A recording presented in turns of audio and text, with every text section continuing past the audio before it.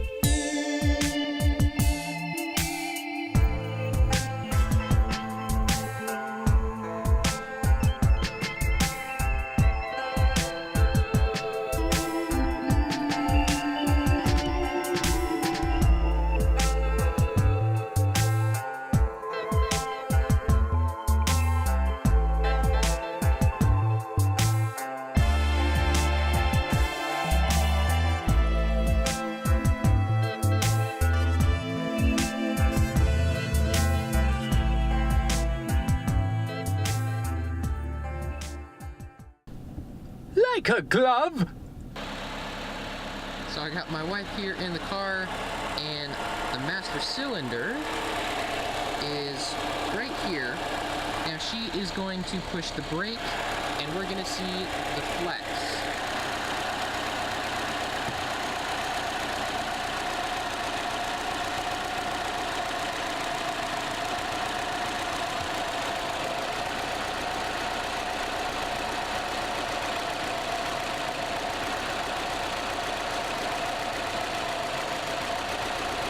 So before we get to the master cylinder, we need to take out the washer reservoir tank so we have room to start doing stuff. So first things first, we're going to take off these two Phillips heads. So once those two Phillips heads come out, you can take out the two wire harnesses that go to it. You just squeeze the tab and come up. They can be kind of a pain in the butt, but I left the hoses in because I don't want a big mess, and I just set it up here off to the side where it's not leaking. Now I have adequate room to come in and under to get to the master cylinder and put the brace in.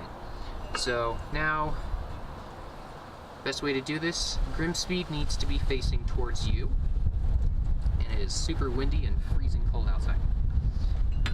And you're just gonna have to finagle this down and in, so it will eventually be like that. But what I am gonna do is take these out so I can take this this brace out. This bottom brace here needs to come out, but this brace up here needs to stay in. So these should be 10 millimeters. So once both of those Phillips screws are taken out, you'll have this left over. You've got the brace hooked up to your wiring harness, which goes to your positive battery terminal, and it is hooked into this plastic piece. And if you want to get this plastic piece off, you're gonna have to stick a flathead screwdriver up at the top. There's a little tab inside. Let me see if I can get a better view. Here is the top view of it. So there's gonna be that little tab on the inside. Just get a flathead screwdriver, push that down, and then pull the whole thing out. Now before we put anything in, there are different setups for different Subarus, and if you're doing this based on the Forester, I'm not sure if this changes, but there are the two that we hook up here, but besides that, there's going to be holes in the strut tower here, this guy. There's going to be holes back there near these lines where you put in the other screws for the rest of the brace. Now, for different models of Subarus, there's more bracing back there for the AC lines. Mine does not have it, but it does have the holes pre-drilled. So I'm going to do the best that I can, try to find a better spot. But for this Subaru, the 2005 XT, there are 2 pre-drilled holes in the side, and I'm going to see if I can show you where those are at. Okay, had to switch over to my cell phone just so it's small enough to fit in here. So here you go, you have these 2. I also have another one down here, which is threaded like you can see, but it doesn't go into any part of the brace, so we're gonna forget about that one. There you go. If you guys can see right there, there are 2 pre-drilled holes that aren't being used. I didn't take anything out, they're just there. So those 2 holes back there are what we are going to use for the other 2 holes for the brace. Now we have all of this room to work with. So here is our brake brace. Like I said, Grimmspeed towards you. And we're going to come in here, and we want this hole right here is going to be where it adjusts to the cylinder right here. But before we do that, this piece right here needs to go underneath the bracing on this side. So you're going to have to lift this out like that, and it's going to squeeze up. Now this whole thing needs to go behind everything in the way. So that means the lines up to your washer fluid, the little harness there, and if we take a look up here, these lines right here, it needs to go behind those, where my thumb's going, instead of over the top. So it needs to slip behind everything. So I have it set behind everything. It's kind of hard to tell because it's black on black, but here's the hose I was talking about, and behind it, it's slipped under. It's also slipped under this one right here. So now the only thing I need to do is take this brace and put it behind here.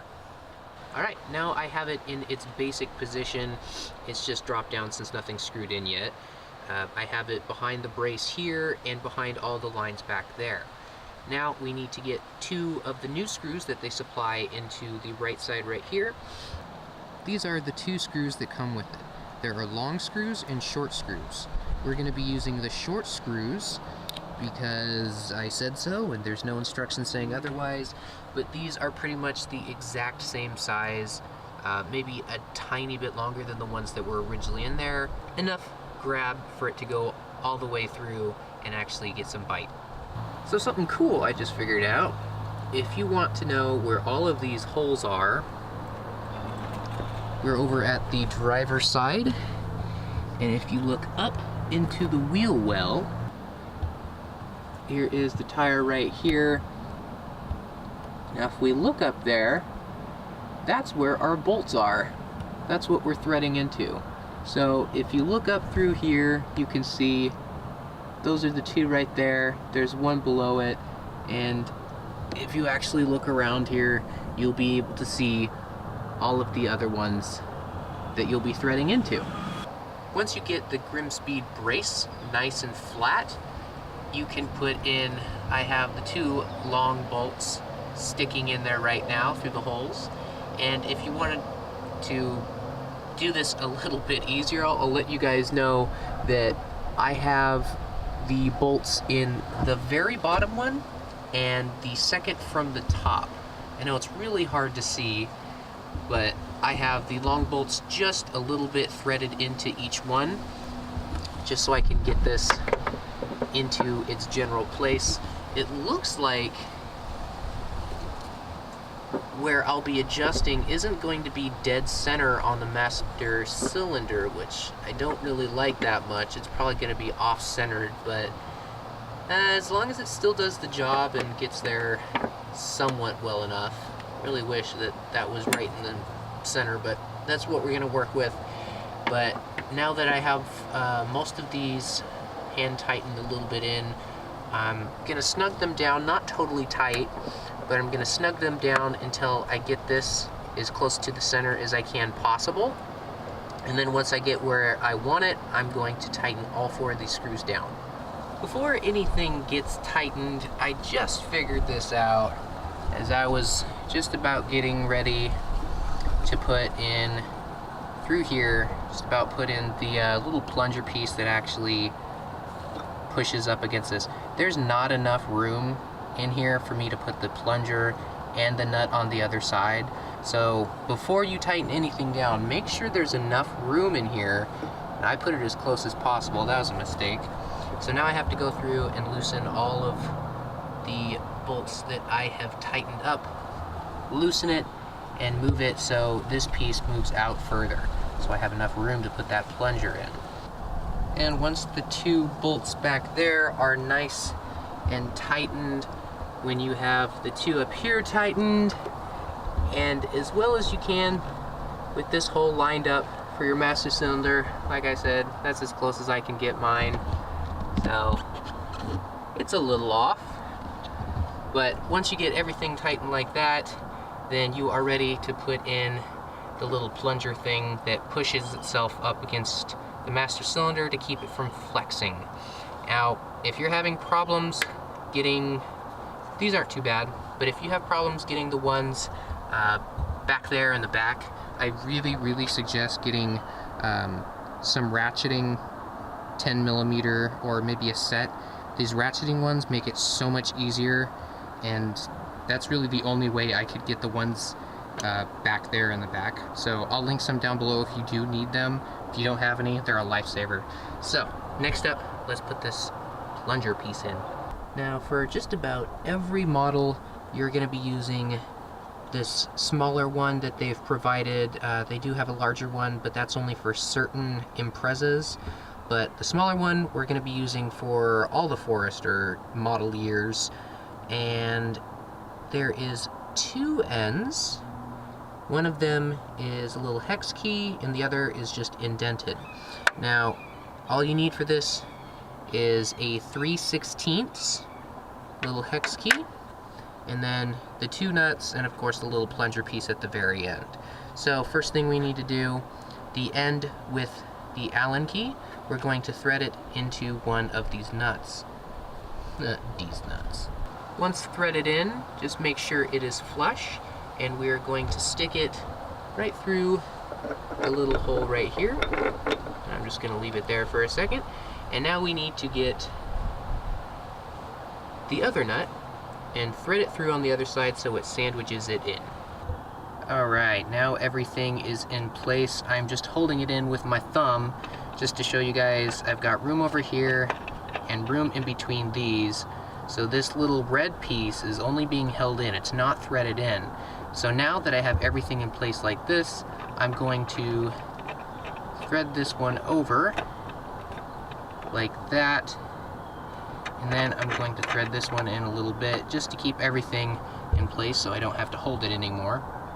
So now what I'm going to do is I'm going to hand tighten this one a little bit more with 2 hands, and then I'm going to come to the front right where that little hex key opening is now, and I'm going to stick that right in there, and we're going to start tightening it up just so it's nice and snug in there. Obviously do it intelligently. You're not supposed to be smashing your master cylinder inwards. You're just doing this to make so when you do hit the brakes, it doesn't move forward anymore. So I'm just going to give this a few turns to where it's nice and snug, maybe start up the car and check to make sure that there's no more flexing happening. So after testing it, looks like there is absolutely zero flex now. So what I'm gonna do, I have a 15 millimeter. I only have one with me right now and I'm too lazy to go back inside the apartment to grab my other tools. So I have a pair of pliers, does the same thing. What I'm gonna do is I'm gonna tighten this side and tighten this one at the same time. So I'm gonna get this side and this side. This one's gonna go this way, that one's gonna go that way. It's gonna lock these pieces together in here where they're currently at. And I've done that already. Let's put my stuff back. And now that that is done, everything is secured in place. Make sure all of your bolts have been tightened. Now I can put in my washer reservoir again. Make sure you remember to plug these two back in so they actually work once it's back in. And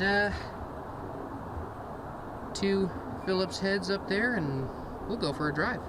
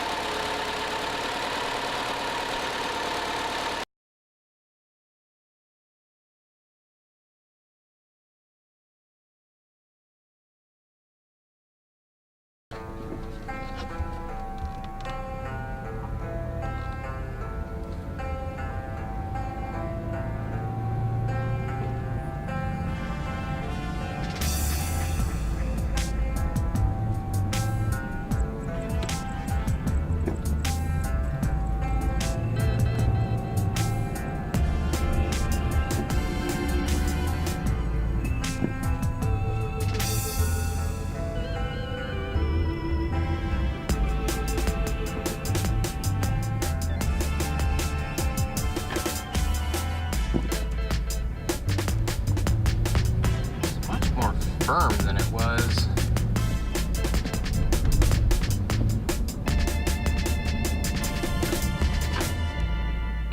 Oh yeah, way firmer, especially on the harder braking.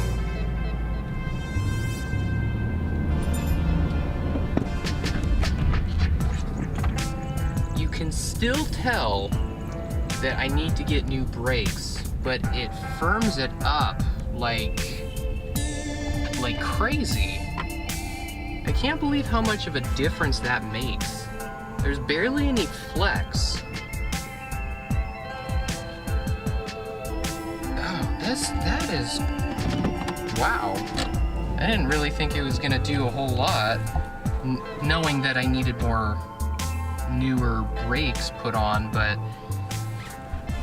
that is crazy.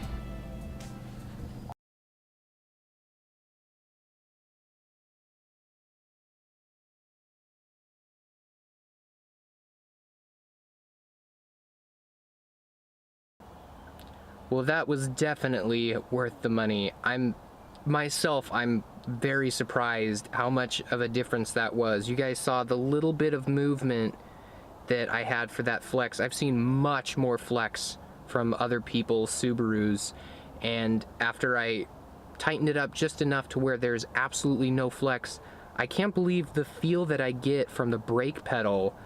I can still feel that I need new brakes. There's still a whole lot of give, but the firmness that it gives you is crazy. Like, it's a night and day difference between before, when I was just hitting the brakes, it'd go down and it'd just be very spongy, compared to now without any new brakes. It's a much more firm feeling. So I hope this helped you guys. It definitely helped me. If you want this, check down below. I'll link this, and like I do with all my videos, anything that I think you guys might enjoy or would be useful to you, check all that stuff down below. and stay tuned for one of my next videos where I'll actually be doing a brake upgrade, so stay tuned. Hey guys, thanks for sticking around to the end of the video. If you haven't already, make sure you follow me on Facebook, Twitter, and Instagram so you can get some behind the scenes stuff that hasn't happened yet and unreleased content that no one else has seen. And if you haven't already, watch that video. And if you watched that video, watch that video. And if you've watched both of those videos already, make sure you subscribe down here. Yeah, watch this stuff. It's awesome. And if you've watched that, and subscribe,